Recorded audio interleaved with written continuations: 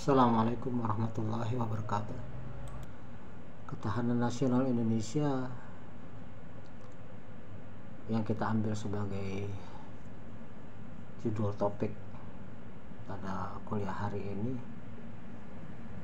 terdiri dari 3 kata: ketahanan nasional Indonesia. Kita pahami dulu berarti satu persatu apa arti kata-kata tersebut, baru kemudian kita melihatnya sebagai suatu kesatuan. Seorang dianggap memiliki ketahanan pribadi kalau dia mengetahui dengan persis, dengan pasti dia sebenarnya bagaimana, apa bakat yang dimiliki, kemampuan yang dimiliki, kekuatan yang dimiliki, dan sekaligus kelemahan yang ada pada dirinya. Setiap manusia, setiap pribadi itu pastinya akan mengalami berbagai hal yang datang dari setiap sisi kehidupan dia, baik itu datang dari pribadinya sendiri, internal, atau datang dari lingkungannya terkecil yaitu keluarga, atau datang dari lingkungannya ke-RT-an, ke-RW-an, masyarakat dalam arti luas, dan bahkan lingkungan yang besar yaitu negara maupun yang antar negara. Disebut seorang yang memiliki ketahanan tentunya ketika dia menghadapi berbagai macam persoalan baik yang datang dari internal maupun eksternal dirinya, itu dia tetap sanggup mempertahankan jati dirinya, tidak terpengaruh, tidak hanyut, tidak larut, atau dan juga tidak hancur gara-gara berbagai pengaruh yang datang tersebut. Dia tidak menjadi labil, dia tidak menjadi orang yang putus asa sampai kemudian melakukan tindakan-tindakan destruktif yang bisa merugikan dirinya sendiri maupun orang-orang sekitarnya. Orang yang memiliki ketahanan pribadi akan tahan uji, tetap memiliki jati diri, tidak mudah diprovokasi, tidak mudah dipengaruhi, apalagi kemudian terbawa arus, karena dia memiliki jati diri, karena dia memiliki keyakinan terhadap dirinya sendiri, sehingga apapun permasalahannya dia tidak putus asa dan dia tetap merasa optimis untuk menyelesaikan semua hal-hal yang datang baik dari dirinya sendiri internal maupun yang datang dari lingkungannya eksternal. Dia tidak akan pernah putus asa, dia tetap optimis, tetap percaya bahwa semua persoalan akan bisa dia selesaikan dengan baik, sehingga dia tidak terombang-ambing oleh apapun pengaruh yang datang tadi, sehingga dia tetap melangkah dengan tegar. Dan pastinya orang yang demikian itu akan disegani oleh orang lain. Orang gak akan berani macam-macam, orang gak akan berani mengganggu, apalagi sampai kemudian menjajah orang tersebut, memperbudak orang tersebut, menguasai orang tersebut. Tidak mungkin, karena orang ini memiliki suatu ketahanan kepribadian yang kokoh, ketahanan kepribadian yang kuat, yang mungkin adalah terjadi sebaliknya.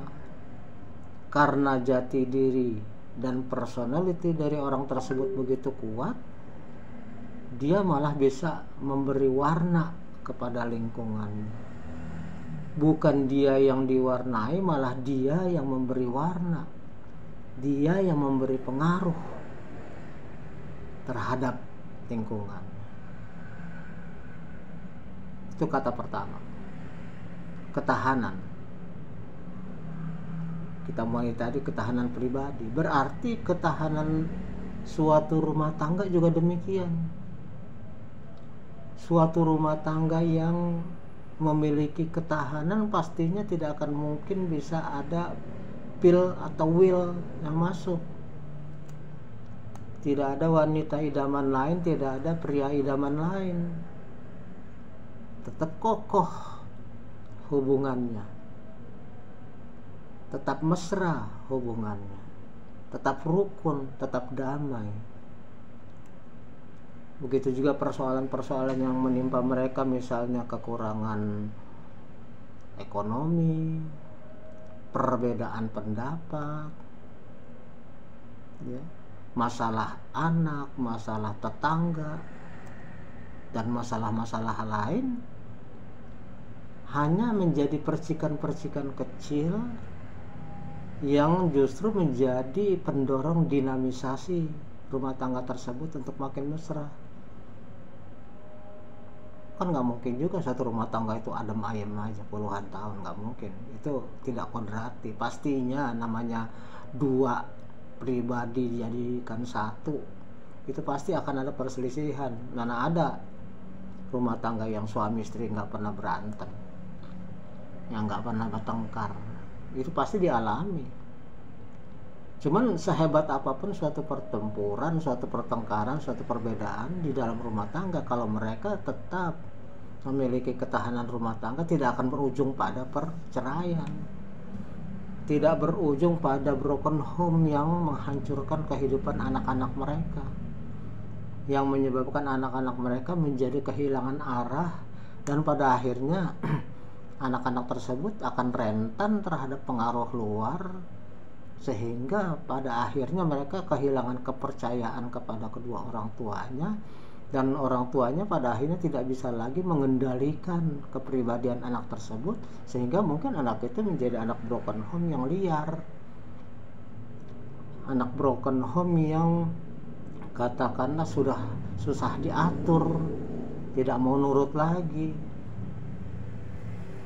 Berarti kan ini rumah tangga yang tidak memiliki ketahanan, sehingga gampang hancur, terjadi perceraian yang berakibat pada perpisahan, dan berakibat selanjutnya pada mentalitas maupun kepastian masa depan anak-anak mereka. Ya, si anak kalau dia ikut ibunya punya bapak tiri, kalau ikut bapaknya punya ibu tiri. Ibu tiri hanya cinta kepada ayahku saja, gitu kata lagu. Ya, waktu ayah di sampingku, ku dipuja dan dimanja. Tapi jika ayah tidak ada, ku disiksa dan dinista. Itu katanya. Ya nggak semua ibu tiri jahat. Sekejam-kejam ibu tiri katanya lebih sekejam ibu kota. Apapun masalahnya, berarti suatu rumah tangga yang tidak punya ketahanan akan berujung kepada suatu perpecahan atau broken home. Nah, sekarang kita bicara tentang nasional. Suatu bangsa yang tidak mengenal jati dirinya, suatu bangsa yang tidak menghargai kepribadiannya sendiri, suatu bangsa yang tidak menghargai apa yang ada pada dirinya, dan kemudian lebih silau kepada kondisi yang ada pada orang lain. Seperti kata pepatah, rumput di rumah tetangga lebih hijau. Artinya kepada masyarakatnya sendiri, kepada bangsanya sendiri, kepada negaranya sendiri dia mandang remeh, tapi dia melihat orang lain sebagai suatu hal yang wah,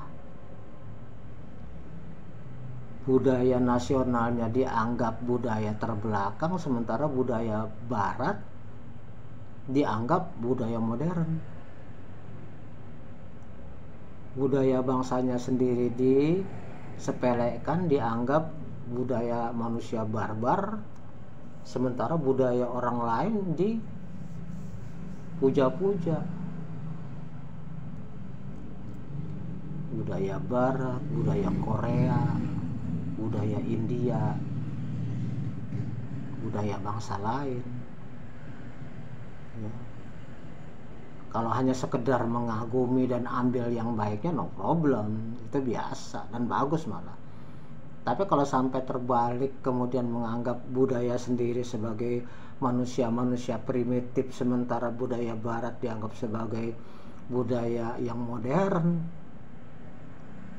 budaya bangsa Indonesia dianggap non-Islamis, sementara budaya Arab dianggap sebagai budaya yang pasti masuk surga, itu berarti tidak percaya kepada jati dirinya sendiri. Berarti menyepelekan apa yang ada pada diri sendiri. Maka sama kondisinya dengan pribadi maupun rumah tangga. Dalam kondisi seperti ini sudah pasti dia akan menjadi orang yang gamang. Bangsa itu menjadi bangsa yang gamang karena tidak percaya pada dirinya sendiri. Bangsa yang lebih tunduk kepada orang lain, bangsa yang gampang akhirnya dipecah belah, bangsa yang kemudian menjadi mudah diadu domba. Kalau sebagai manusia saja dia tidak punya eksistensi, tidak punya jati diri, gampang dipengaruhi, gampang diprovokasi, gampang digeret ke kanan ke kiri. Kemudian dalam rumah tangga, seorang wanita, istri lebih senang kepada pria lain, seorang pria lebih senang kepada wanita lain, ya otomatis kan itu rumah tangga rentan terhadap perpecahan. Maka bangsa kita juga begitu, nationality kita kalau terlalu memuja-muja bangsa lain dan meremehkan apa yang ada pada diri kita, ya otomatis kita menjadi bangsa yang gamang, bangsa yang akan mudah dipengaruhi oleh orang lain, bangsa pembebek, bangsa yang gak percaya diri sendiri, bangsa yang gak pede. Pastinya ketika berhadapan dengan bangsa lain ya minder, pasti kan gak pede. Bangsa yang gak pede tentunya gak akan berani tampil dengan gagah. Apalagi kemudian kalau saya katakan tadi, pribadi yang kuat mampu memberi warna kepada sekelilingnya, maka bangsa yang lemah, bangsa yang tidak punya jati diri, bangsa pembebek, ya udah pasti nanti dia akan menjadi peniru bangsa barat, peniru bangsa Cina, peniru bangsa Korea, peniru bangsa India, peniru bangsa Arab. Hilang jati dirinya. Maka dengan demikian, karena tidak punya jati diri, otomatis kelompok-kelompok yang tadinya bersatu dalam suatu nasional, dalam suatu kebangsaan yang utuh, bangsa Indonesia, karena kiblatnya beda-beda, ada yang lebih senang berkiblat ke barat, ada yang lebih senang berkiblat ke Arab, ada yang lebih senang berkiblat ke Cina, ya bisa dibayangkan rentan terhadap pertempuran, rentan terhadap friksi, rentan terhadap tawuran. Masuk akal kan, logikanya kan begitu. Maka kalau orang itu kehilangan jati dirinya, mudah dipengaruhi, dan akhirnya dia kemungkinan jadi seorang narkoba, seorang preman tanggung. Mendingan kalau preman yang udah bisa menguasai orang lain. Kalau preman tanggung kan cuman modal tato doang ya, tapi penakut, nggak bakal punya pengaruh. Nggak mungkin bangsa Indonesia akan tampil gagah di kancah internasional wong dirinya sendiri nggak pede. Mana mungkin kamu yang katakanlah nggak pede, nggak merasa punya ilmu, nggak merasa punya pengalaman, nggak merasa punya wawasan yang cukup, suruh tampil pidato di depan orang banyak, pede nggak kira-kira? Jangan lagi kamu, saya aja juga kalau ngomong yang bukan bidang saya nggak berani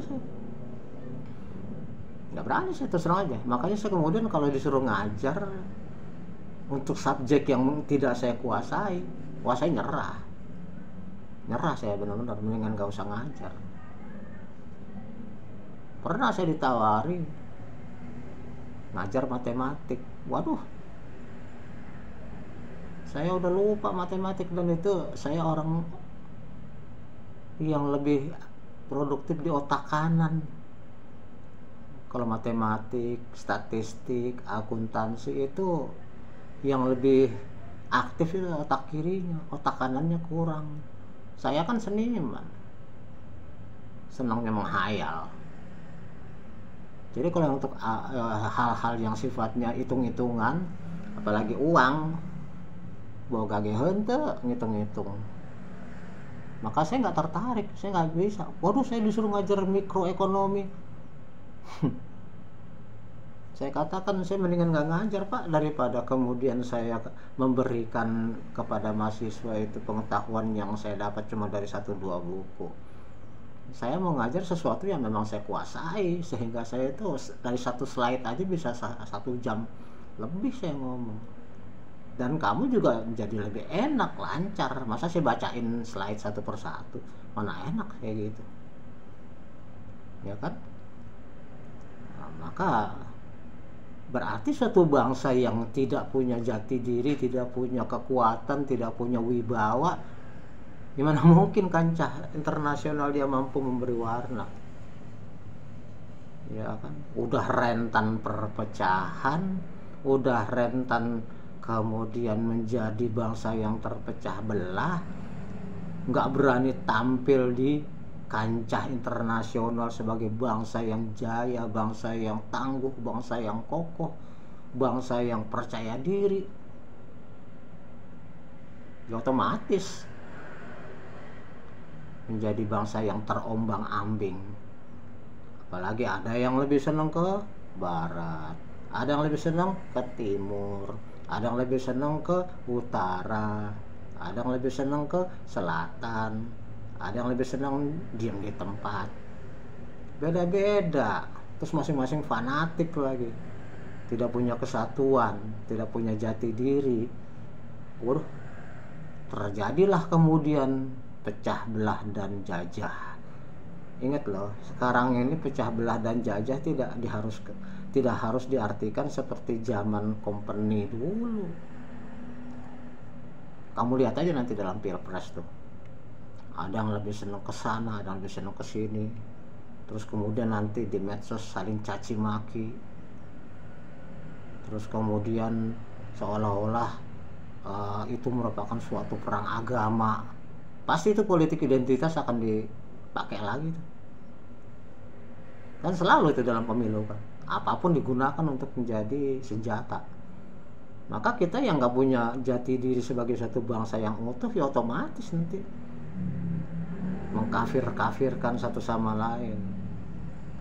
Kita adalah Hizbullah, pasukan Allah, sementara mereka adalah Hizbus Syaiton, pasukan setan. Ini adalah perang Badar, perang hidup atau mati. Hidup atau mati bangsa ini jatuhnya nanti. Siapapun presidennya kan tetap orang Indonesia, tetap saja jadi presiden di Indonesia. Tetap saja kita harus patuh kepada dia. Namanya kalau pilihan kita tidak jadi presiden, terus kita mendirikan negara sendiri, apakah kita kemudian menganggap, wah dia bukan presiden saya, orang saya nggak milih dia?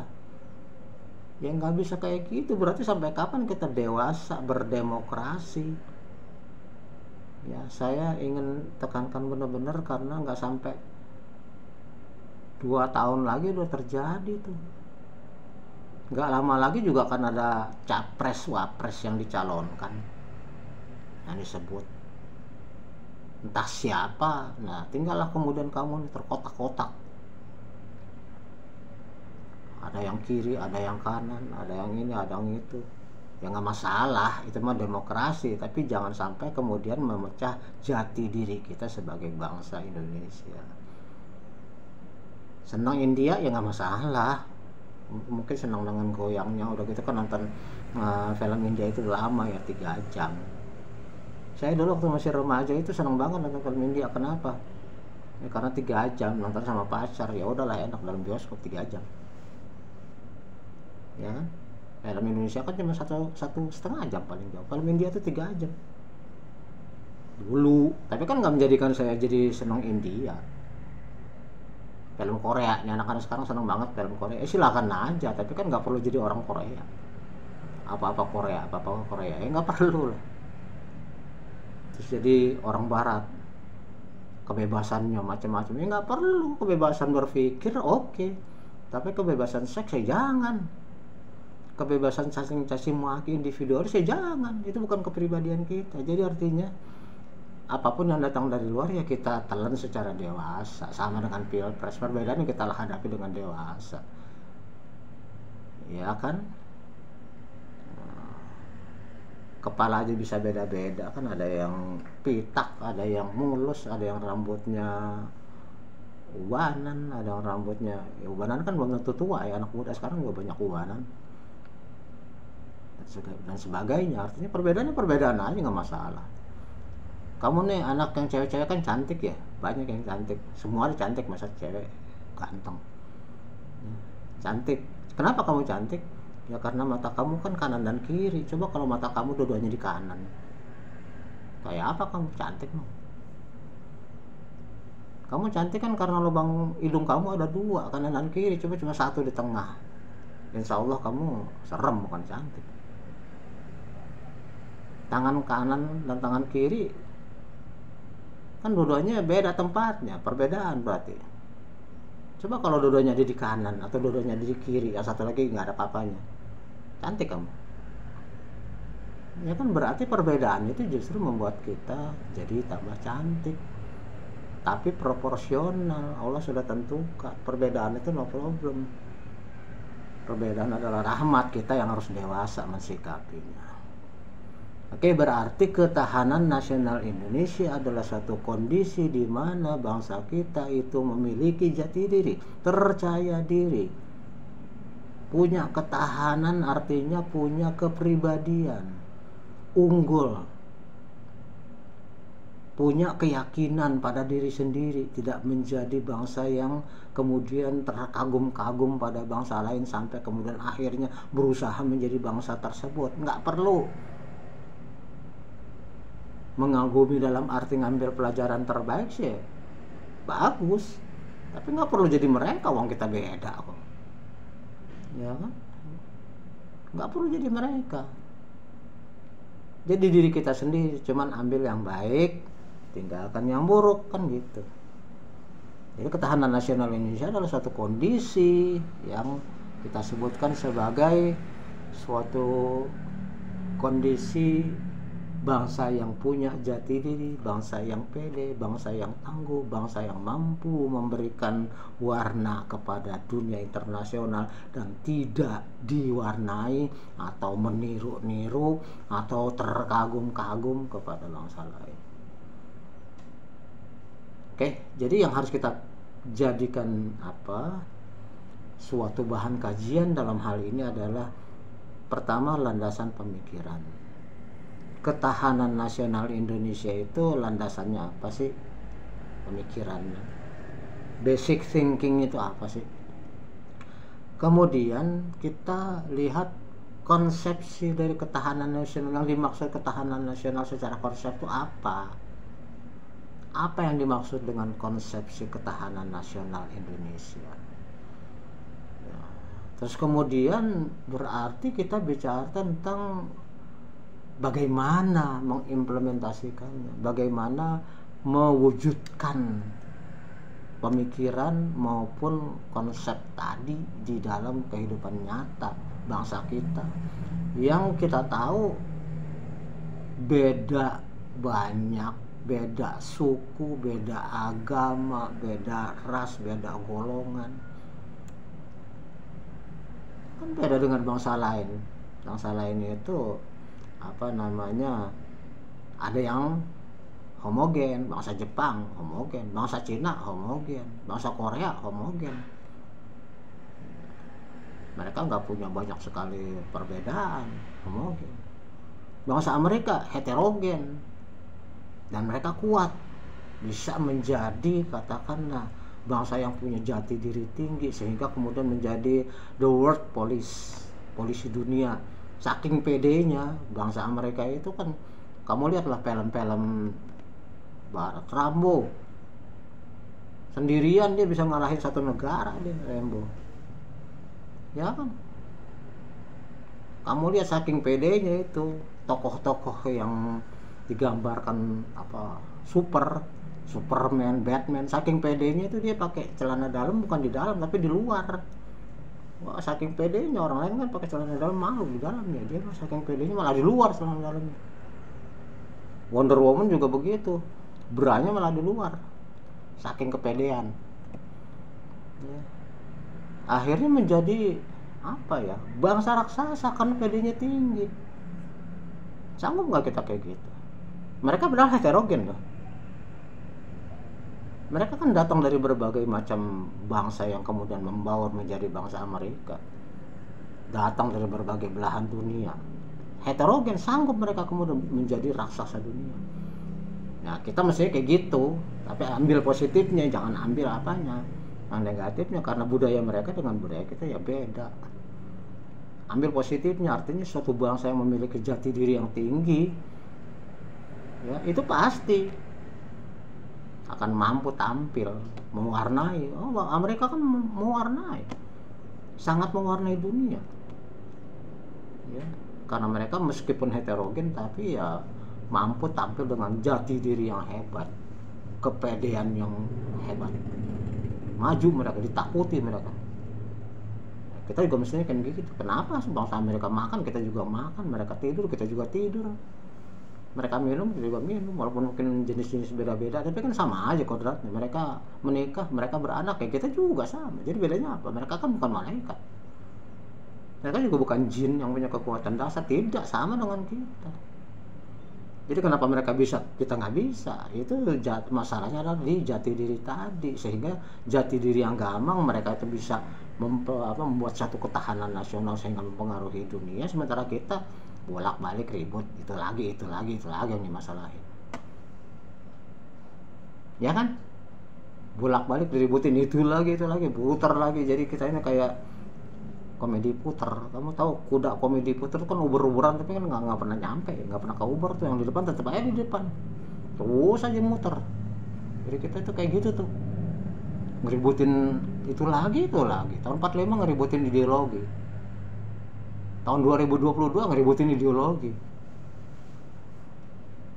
Nah itu, jadi berhentilah berpikir kayak gitu. Mari kita sama-sama maju, mari kita sama-sama berusaha untuk menjadi bangsa yang punya jati diri. Kan dari tahun 1908